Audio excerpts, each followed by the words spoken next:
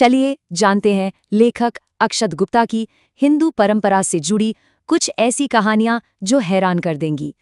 और ये शब्द एक ऐसे गहरे रहस्य की तरफ इशारा करते हैं जिसके बारे में हम आज बात करेंगे। ये सारी कहानियां अक्षत गुप्ता की खोज हैं। उनकी किताब की पहले साल में ही लाखों कॉपीज बिकी थीं। इस किताब का नाम एक खास सोच को दिखाता है जो असल में लेखक की एक कविता से आया है। कविता की ये पहली पंक्तियां ही इसकी बड़ी और गहरी सोच को बयां कर देती हैं। और देखिए, अगली लाइनें बताती हैं कि कैसे इसमें जीवन का हर पहलू शामिल है, अच्छा बुरा सब कुछ। लेकिन ये सिर्फ कविता की बातें नहीं हैं। भारत में आज भी ऐसी जगह हैं जहां चमत्कार होते हैं, जैसे शैटपाल और खजुराहो। यहाँ ऐसी घटनाएं होती हैं जो विज्ञान की समझ से भी बाहर हैं। खजुराहो का ये शिवलिंग आज भी हर साल करीब 1 इंच बढ़ जाता है ना कमाल की बात।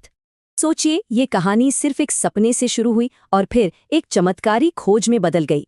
और सबसे हैरान करने वाली बात, पेड़ से मिली ये मूर्ति भी लगातार बड़ी हो रही है। अब कुछ अनुभव तो ऐसे हैं जो सीधे सीधे रोंगटे खड़े कर देते हैं, जैसा इस मंदिर में होता है। या हर रात दरवाजे बंद होते हैं और माना जाता है कि भगवान कृष्ण खुद आराम करने आते हैं। कहते हैं एक बार किसी ने झांकने की कोशिश की और उसकी आवाज और आंखें दोनों चली गईं। इन कहानियों में गहरे मतलब भी छिपे हैं, जैसे भगवान शिव के परिवार का ये विरोधाभास देखिए। ये सब कुदरती दुश्मन हैं, फिर भी एक साथ शांति से रहते हैं। ये एक डिवाइन बैलेंस है। यहीं से एक बड़ी बात सामने आती है, हमारी परंपरा में स्त्री शक्ति का महत्व। अलग अलग पुराण सृष्टि की अलग कहानियां बताते हैं, तो सवाल है, असली शक्ति कौन है? इसका जवाब महिषासुर की कहानी में छिपा है। एक ऐसा असुर जिसे कोई पुरुष देवता हरा ही नहीं पाए। तब देवी दुर्गा ने त्रिदेवों की सारी शक्तियां अपने अंदर संभाली और एक हो गई। क्योंकि इतनी ऊर्जा को कोई पुरुष शरीर संभाल ही नहीं सकता था, ये सिर्फ एक देवी ही कर सकती थी।